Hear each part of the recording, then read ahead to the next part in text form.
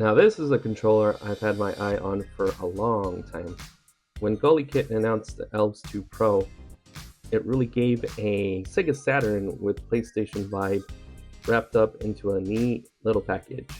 And to be honest, it really is ergonomically comfortable, and you can really play a whole bunch of different games on it.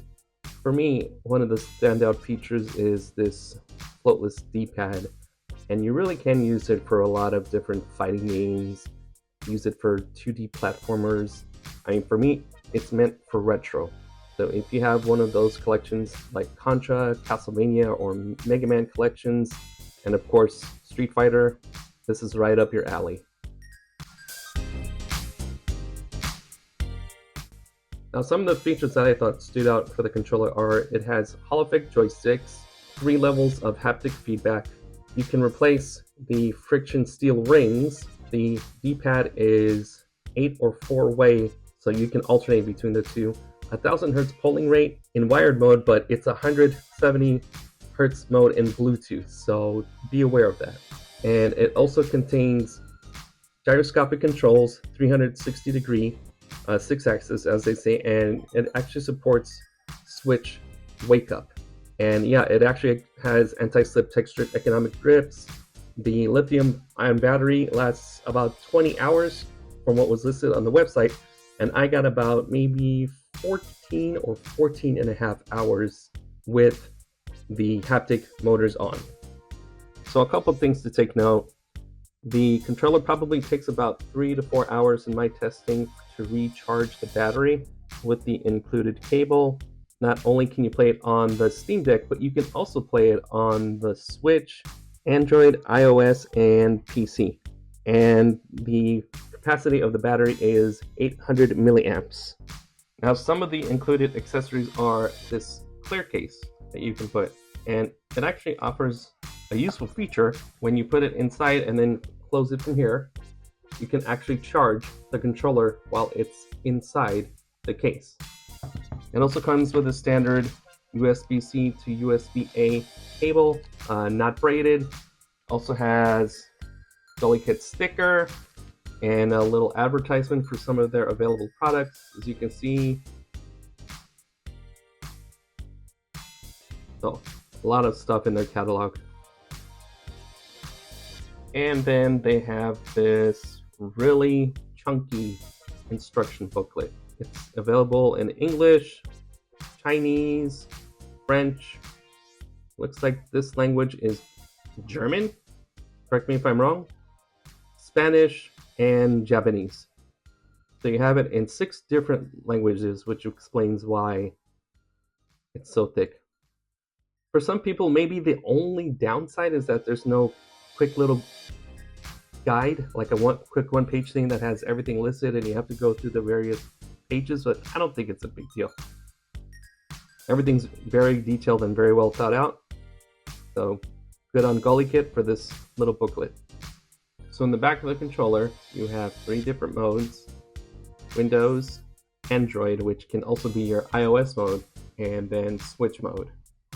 Then you have the off button and you just press it and it will turn off the controller. Now, as far as the haptic motors, they all are different. Even though they call it 3 different strengths, they actually have just a different feeling per game. It's kind of hard to explain, but when you experiment with it, it's actually pretty neat.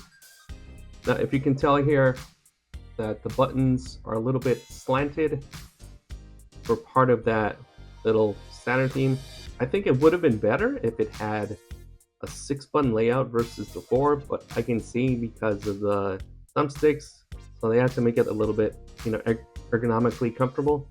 The only complaint I have when it comes to the buttons themselves is that I've had an occasion where maybe my thumb might hit the little plus sign here, so if I hit start, it goes back to this. Occasionally it hits the pause menu depending on which game features it, but other than that, it's very rare. But then again, I do have big hands, so yeah. But honestly, it's a very rare thing, so I don't think it's really a big deal when it comes to playing the game. If you press the gear button along with this little squared circle button, you can set your joystick dead zone mode. And then to adjust your joystick sensitivity, you would press the gear, and then you press the right stick, left stick down. After you press those, and one vibration of sensitivity is 50%, two vibrations is 100%, and three is 150%. Now, to set up your forward direction on the D-pad, you would hold the gear button and press right. To clear all settings or reset everything, you press the gear button and minus.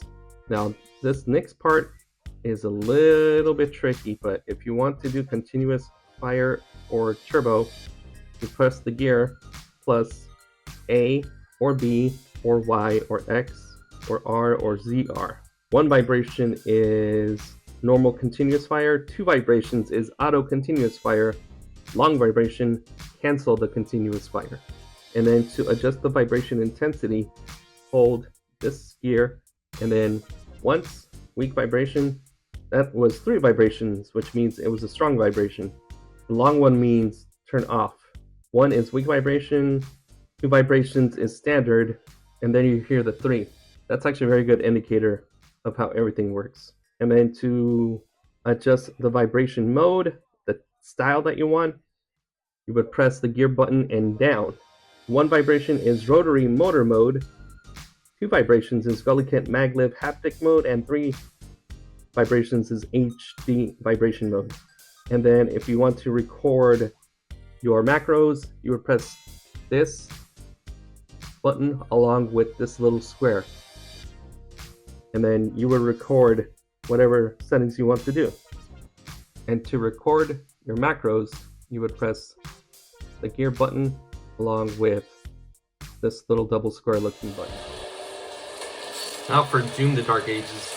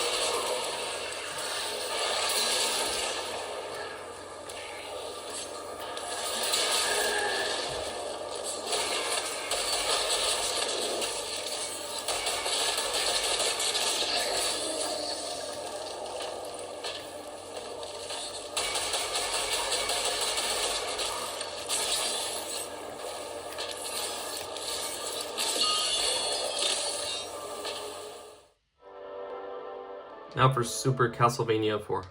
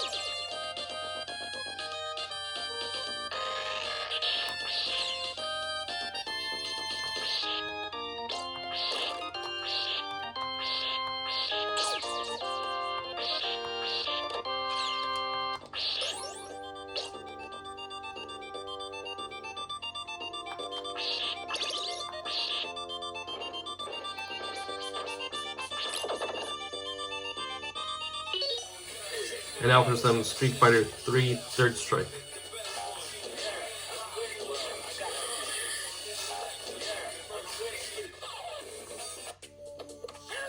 Prepare to strike now.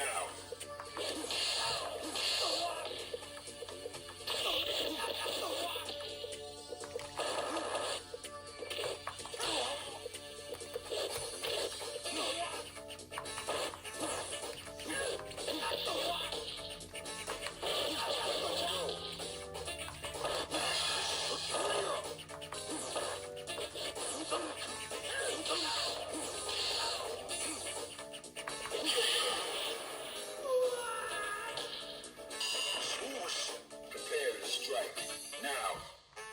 Let's go.